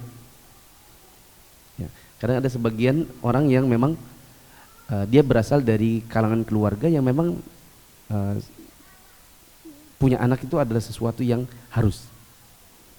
Ada juga sebagian orang yang tidak demikian. Dia sudah mulai memahami bahwa anak itu adalah anugerah dari Allah, tapi dia di satu sisi yang lain juga tanggung jawab. Di mana apabila mereka sudah diberikan oleh Allah karunia berupa anak, lalu kemudian dia lalaikan, justru orang tuanya nanti akan dimintai pertanggungjawaban di hari kiamat. Nah, gini jemaah. Ibu-ibu mohon maaf, bisa tenang. Bila sang suami ini sampai setiap hari bertanya apa sudah hamil, apa sudah hamil, maka saya katakan, maaf mas, gak ada orang nanya kapan hamil itu tiap hari. Istri Anda itu juga ada haidnya. Jadi juga jangan ditanya di yang bukan waktunya. Anggap saja ibarat Anda nagih utang, sementara Anda punya perjanjian bayarnya itu tiap tanggal 1, maka jangan dulu tanya sebelum tanggal 1. Karena meskipun Anda yang punya uang, tapi jadi nggak enak di hati. Karena Anda menagih di luar dari waktu kesepakatannya. Anda bisa bertanya kepada istri Anda itu, misalnya setelah haid kan Anda berhubungannya nanti di masa subur 4 harian katanya. Lalu kemudian misalnya setelah 1 bulan Anda baru bertanya. Jangan tiap hari, karena itu juga akan nyesek nanti di dada istri. Ketika istri sudah mulai merasa sedih, down mentalnya, itu nanti juga akan berimbas kepada kehidupan Anda sepanjang hari. Mungkin Anda akan berkata, kok makanannya enggak enak ya? Mungkin dia bikinnya sambil sedih, air matanya jatuh ke dalam sayur, membuat sayur itu jadi kecut. dengan air matanya. Anda nggak pernah tahu. Ini salah juga kalau tiap hari nanya. Bila memang begitu ya. Kalau memang setiap hari. Mungkin suaminya dalam hati, coba suaminya mana ya? Mungkin suaminya dalam hati, enggak tiap hari. Tiap bulan iya. Oke, Anda nanya tiap bulan, gak apa-apa. Yang kedua, sudah 5 tahun, sudah melakukan proses apa? Sudah ada proses periksa atau belum? Misalnya datang ke dokter objin. Nanti kadang-kadang yang diperiksa itu bukan cuma istri, kadang-kadang suami juga harus diperiksa. Karena kadang-kadang masalah itu bukan pada istri tapi pada suami. Saya punya teman, dia menikah mungkin sekarang ini mungkin 17 tahun. Dan kata dokter hanya apa ya? Hanya apa sih? Hanya kalau wali itu dapat apa? Kalau Nabi punya mukjizat, kalau wali itu dapat apa? Karomah. Mungkin kalau Anda wali dan punya karomah, mungkin Anda mungkin bisa. Soalnya istrinya tidak punya rahim. Memang tidak akan pernah bisa hamil karena memang setelah dilihat tidak ada rahimnya. Dan mereka hidup.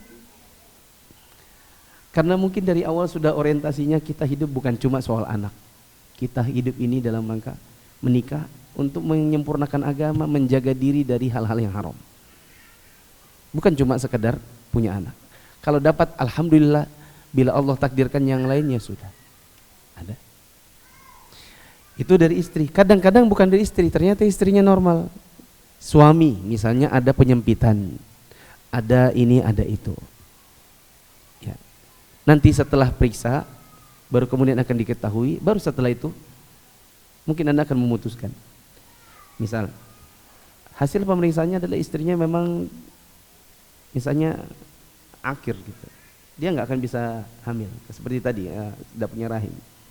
Setelah itu suami yang mungkin akan berkata, oh kalau gitu saya pisah aja ya, karena ibu saya mendesak, bapak saya mendesak untuk kita pisah. Kalau memang harus demikian, bila memang harus demikian, ingat sebagaimana Anda pertama kali ambil istri Anda dari bapaknya secara baik-baik, kembalikan dia dengan baik-baik. Sebagian laki-laki baik-baiknya hanya waktu nikah, begitu ada masalah ditinggalkan istrinya. Ya. Anda nikah diam-diam itu bukan mesti solusi. Anda nikah lagi itu bukan mesti solusi. Bisa jadi solusinya ada yang lain. Dan itu perlu rembukan sama istri. Ya, jangan ambil keputusan sendiri. Kemudian ada sebagian orang yang bertanya kepada Syekh bin Baz, Syekh, saya 16 tahun menikah, belum punya anak. Apa yang harus saya lakukan? Kata Syekh bin Baz, istighfar. Sebagian orang datang kepada Hasan al-Basri, salah seorang tabi'in. Dia bertanya, bagaimana saya sudah menikah sekian tahun belum punya anak? Kata Hasan al-Basri, istighfar. Memperbanyak istighfar, ini salah satu dari cara untuk mendapatkan anak. Apa kata Allah Subhanahu wa taala? Fakultus kata Allah Subhanahu wa taala, fakultus astaghfiru rabbakum innahu kana ghaffara yursilis samaa'a 'alaikum midrara wa yumdidukum bi amwalin wa banina wa yaj'al lakum jannat وَيَجْعَلْ لَكُمْ جَنَّاتٍ وَيَجْعَلْ لَكُمْ أَنْهَارًا. Dan aku berkata kepada fakultus taghfiru, aku berkata, mintalah ampun, istighfarlah kepada Tuhanmu. Sesungguhnya Tuhanmu itu adalah Maha Pengampun. Kalau kamu banyak-banyak minta ampun, apa yang dilakukan oleh Allah? Yursilis samaa'a 'alaikum midrara. Allah akan turunkan hujan yang lebat. Wa yumdidukum bi amwal wa banin. Allah akan kasih kalian harta yang banyak dan anak-anak. Maka caranya hamil itu salah satunya memperbanyak istighfar. Saya punya teman 13 tahun tidak punya anak. Begitu 13 tahun punya anak pertama. Saya tanya adiknya, kakak antum bagaimana caranya? Kata adiknya, dia itu minum jeruk apa gitu. Jeruk. Oh ya, jeruk apa? Saya gitu, jeruk apa emang? Waktu akikoh saya datang, terus saya tanya, Mas, jeruk apa yang antum minum? Jeruk apa? Kata adik antum mengkonsumsi jeruk apa gitu, biar cepat hamil. Dah ada Ustaz, jeruk apa? Jadi apa? Nggak tahu, tiap hari banyak istighfar saja. Jadi tiba-tiba hamil. Wallahu a'lam. Apalagi ini baru 5 tahun. Ada yang 10 tahun, 13 tahun, bahkan ada yang 17 tahun baru dapat anak. Dan saya tambahkan 2 hal. 1, yang bukan pasutri ini nggak usah ngurusin urusan orang. Jangan nanti ibu, sesama akhwat nih dikit-dikit tanya, kapan hamil? Apalagi tahu sesama perempuan itu kan sensitif, nanya-nanya yang seperti itu. Bahkan saya pernah dapati ada seorang perempuan, qadarullah ustazah lagi, nanya kepada seorang akhwat yang sudah kira-kira 5 tahun belum punya anak, kasihannya anti ini mandul jangan-jangan. Akal itu kok nggak dipakai gitu loh. Ngomong begitu sama perempuan, jangan-jangan anti itu mandul. Itu kan menyakiti. Ya, apa gunanya kita tuh belajar kalau kata-kata itu nggak bisa ditahan gitu. Yang kedua, punya anak itu bukanlah segalanya. Mungkin Anda akan eksplor, ada banyak hikmah di balik Anda belum punya anak mungkin di tahun itu. Bismillah, ahsanallahu ilaika Ustaz. Izin bertanya, bagaimana keutamaan sutroh dalam sholat? Karena masih banyak yang sholat tanpa sutroh. Kemudian bagaimana cara menghentikan seseorang yang akan melintas di hadapan kita? Kemudian jika anak-anak yang melintas, apa harus kita hentikan juga? Ya. Kita sholat ke sutroh itu ada perintahnya dari Rasulullah SAW, sebagaimana dalam hadis Abu Sa'id al-Khudri yang diriwayatkan oleh Imam Abu Dawud. Rasulullah SAW bersabda, "Idza shalla ahadukum falyusalli ala sutratin wal yadnu minha." Jika kalian salat, maka salatlah ya dengan menggunakan sutroh, wal yadnu minha, dan mendekatlah dengan sutroh tersebut. Bagaimana cara menghentikan orang yang melintas di hadapan kita? Ya, bisa dengan tangan kita, atau kalau tidak, ya kita maju sedikit juga tidak apa-apa. Ya, kita maju sedikit, ya mendekat ke sutroh. Apakah anak-anak juga kita larang melintas ketika kita sholat? Iya, anak-anak juga kita larang melintas. Tapi perlu diketahui ya bahwasanya kita melakukan hal itu ketika kita menjadi imam atau kita sholat munfarid. Kalau kita sebagai makmum, ya sutroh kita adalah sutrohnya imam. Jadi yang perlu menjaga sutroh ketika itu adalah imamnya. Kalau kita di belakang makmum, ya ada orang mau lewat, ya jangan kita halangi. Mungkin dia batal mau ke belakang, mau wudu, ya seperti itu. Wallahu a'lam. Di sini ada apa? Hadiah. Tadi yang menunggu keturunan 5 tahun, ini ada hadiah. Tidak apa-apa, jangan malu. Ini gelato isinya, siapa tahu setelah ini hamil. Kita doakan, amin. Ya maksudnya nggak minum gelato terus jadi hamil, enggak. Tapi kan bisa berdua sama istri nanti pas pulang. Ya siapa tahu juga malam ini masa subur, kan gitu. Ini nanti diambil hadiahnya. Mungkin dikasih hadiah juga saat yang tadi nanya. Ya kita kasih hadiahnya buat penanya. Ini kurang ya? kurang. Gimana? Ini tidak apa-apa. Ini terakhir. Ini belum ada baca. Ini yang terakhir ya? Iya. Ini terakhir. Berarti ini nggak ada. Iya. Kita ini sudah. Ini sudah nih. Ini belum. Ini aja. Oh ya, tayyib. Jadi ini hadiah untuk yang bertanya tentang surah sama sama yang satunya yang bertanya tentang sholat di atas kereta ataupun di atas bis. Ini pertanyaan terakhir dari akhwat, karena ini masih ada satu buat Ustadz Uji. Dari akhwat, ana dilema dengan hati karena belum bisa istiqomah dalam bernikop. Suami melarang ana pakai nikop karena masih suka buka tutup nikop. Saat bekerja pakai masker, saat ikut kajian pakai nikop. Apa yang harus saya lakukan? Yang pertama, yakinkan dulu pada diri sendiri, pakai nikop itu sebenarnya apa hukumnya. Saya pribadi, saya lebih condong hukumnya hanya sunnah.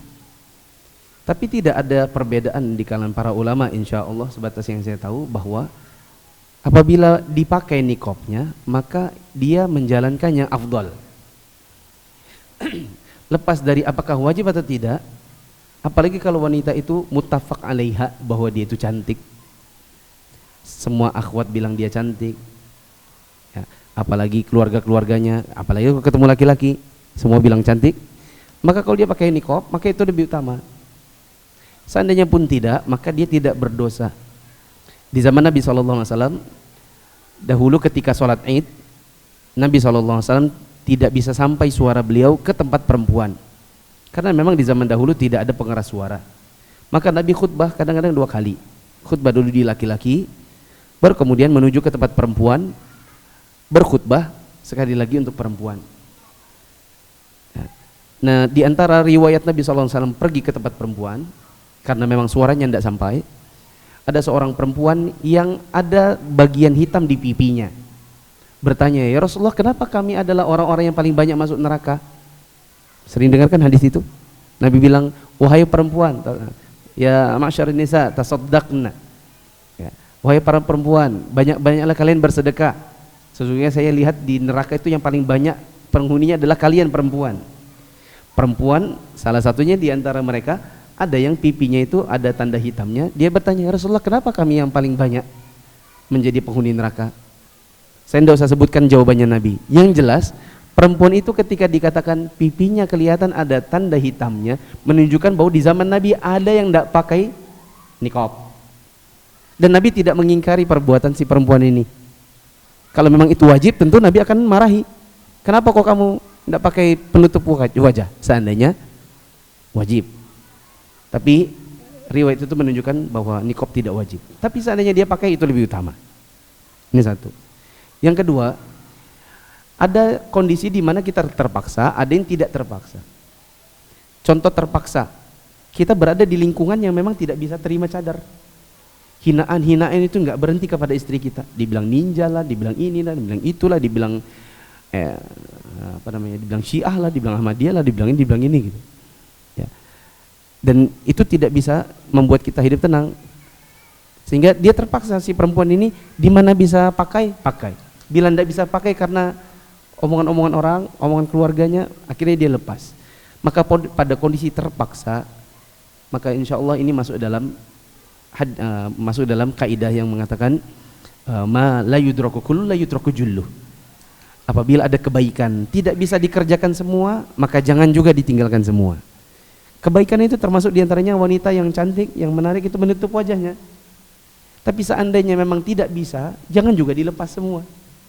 Pakai di mana tempatnya bisa, dilepas kalau memang tidak bisa. Contoh juga di sini perempuannya bilang, si penanya bilang, saya bekerja pakai masker.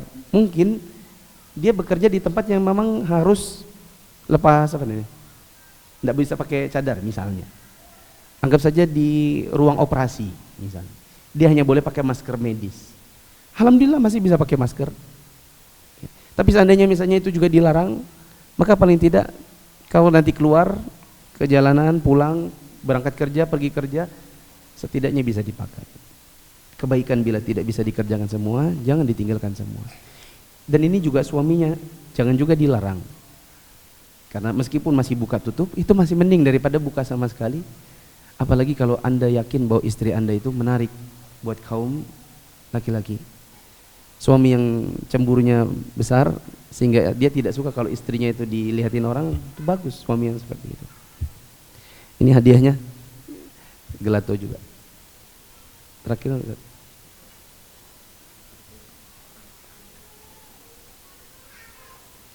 BPKH. Yang bertanya saya mau tanya dulu, BPKH kepanjangannya apa ya? Saya lupa. Siapa yang tanya ini? BPKH kepanjangannya? Saya ingin bertanya terkait kemudahan dalam berhaji. Dalam haji reguler ada istilah nilai manfaat yang dikelola oleh BPKH, di mana kita tidak tahu apakah ada unsur riba. Oh, maksudnya dana kita dikelola. Ya. Apakah ini termasuk kemudahan haji? Hubungannya apa? Iya. Hubungannya antara kemudahan haji dengan uang kita di Gini Ustaz, kelola hubungannya. Jadi uang kita itu dikelola. Ketika kita store mungkin harusnya bayarnya itu sampai nilai aslinya 90 juta. Tapi ketika kita berangkat itu hanya 60 juta, 50 juta. Jadi jarak ini itu ditutup dengan perputaran uang kita. Begitu ya? Tahu saya seperti itu sepertinya loh. Foto saya. Enggak. Betul. Saya tidak ingin masuk ke dalam intern sesuatu yang saya juga nggak terlalu paham.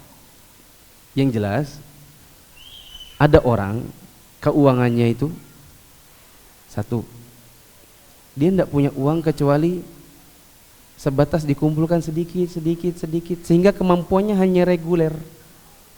Ya sudah, reguler saja. Berapa daftar haji reguler?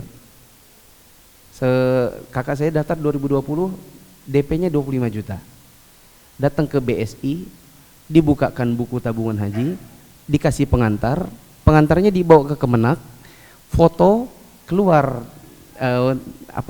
surat apa itu ya, kepanjangan saya lupa. Di situ diketahui perkiraan 2053. Kakak saya daftar 2020, perkiranya 2053, jadi 33 tahun. Itu tahun 2020. Balikpapan 2022 sudah 41 tahun. Itu karena kemampuan kita. Ya sudah, tidak apa-apa, daftar reguler. Ada orang misalnya kerjanya Pertamina, agak atas lagi, gajinya 50 jutaan misalnya. Masa reguler? Plus lah, Anda mau haji kapan? Ini 35 tahun di Bali katanya. Gaji Anda dikasih Allah lebih. Masa Anda reguler? Kecuali misalnya, Ustaz, saya reguler karena saya istri, bapak, ibu, mertua. Itu beda lagi. Tapi kalau bilang saya sama istri, apa yang Anda sayang dari harta Anda? Harta begitu banyak. Anda aja udah asam urat, makan tidak sembarangan, udah darah tinggi. Ya kan, harta begitu banyak, gunakan untuk ibadah. Ada yang bisa haji plus. Haji plus daftarnya $4.000. Daftarnya ke travel yang sudah PIHK, sudah punya izin haji. $4.000. Nanti travelnya bertanggung jawab untuk mendaftarkan ke Kemenak. Nanti Anda dapat PIN-nya sama surat itunya. Perkiraannya 7 tahun. Rata-rata 5 sampai 10 tahun, tapi paling banyak orang berangkat itu dalam 7 tahun. Ada orang uangnya itu sampai bingung mau diapain. Dia bilang, saya pusing, capek saya pegang uang, terlalu banyak katanya. Nyumbangnya aja ke masjid 1M. Maka jangan nilai dia plus. Kadung sekalian aja furoda. Tapi saran saya cari travel yang enggak main, enggak usah deh, nanti dilihat orang-orang di situ, nanti saya dimarahin lagi. Pokoknya furoda. Yang paling bagus seperti apa? Saya baru tahu tahun ini. Oh, furoda. Kalau mau paling bagus itu yang gini. Karena banyak yang jualan VIP, jualan nanti tendanya 111, nanti tandanya anu. Ternyata di lapangannya gigi jari. VIP betul VIP. Tapi tidurnya di depannya WC. Orang keluar WC dapat badannya. Mau tidur VIP seperti itu? Itu bukan VIP namanya. Itu depan WC. VIWC. Ya, daftar reguler. Reguler berapa? Kalau tahun kemarin rata-rata $25.000. Sekitar 385 juta. Kalau mau mungkin tahun depan ada 400 juta.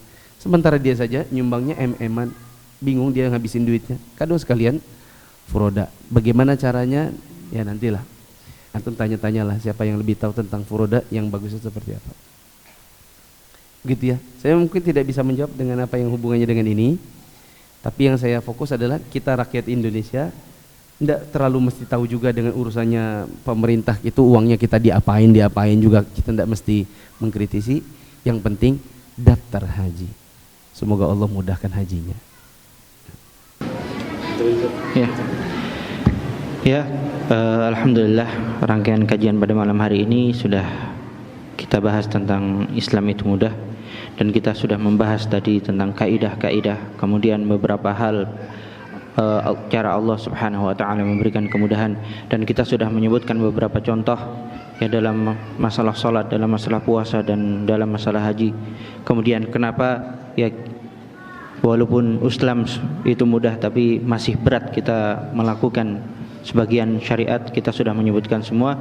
Semoga itu semua bermanfaat untuk saya pribadi atau kami dan semuanya. Kita bisa ya mudah dalam mengamalkan syariat Islam ini karena kita sudah belajar tadi apa saja, dan semoga nasihat yang kita dapatkan pada malam hari ini kita bisa mengamalkan secara keseluruhannya. Ya, kita tutup dengan doa kafaratul majlis. Subhanakallahumma wa bihamdika asyhadu an la ilaha illa anta astaghfiruka wa atubu ilaik. Wassalamualaikum warahmatullahi wabarakatuh.